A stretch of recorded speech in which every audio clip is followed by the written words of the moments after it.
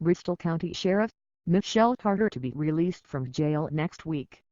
Washington, Michelle Carter, the Massachusetts woman who sent her boyfriend text messages urging him to kill himself, will be released from jail next week, Boston 25 News learned on Monday, just hours after the Supreme Court left in place her conviction.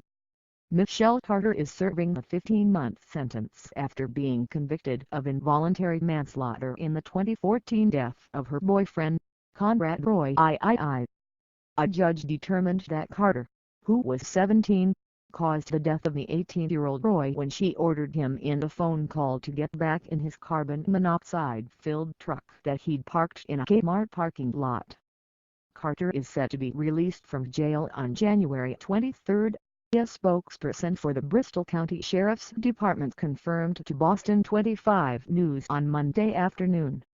Inmates over at the Bristol County House of Corrections, where Carter is serving time, are able to earn time for good behavior. There have been no problems and she has been attending programs, which is common at state facilities like the Bristol County House of Correction, said Jonathan Darling, the spokesperson for the Bristol County Sheriff's Department. Carter was supposed to be released in May 2020. Carter's phone call with Roy wasn't recorded, but the judge relied on a text Carter sent her friend in which she said she told Roy to get back in.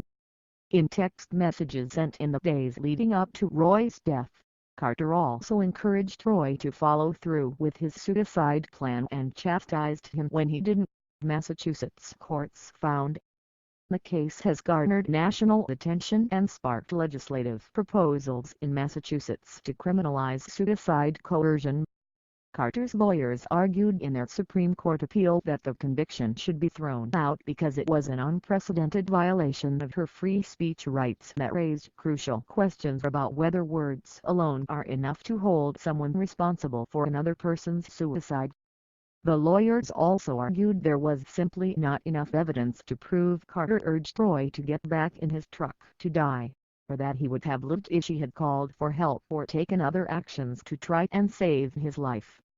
Joseph Cataldo, one of Carter's lawyers, said Monday's decision was an injustice and that the legal team is weighing its next steps.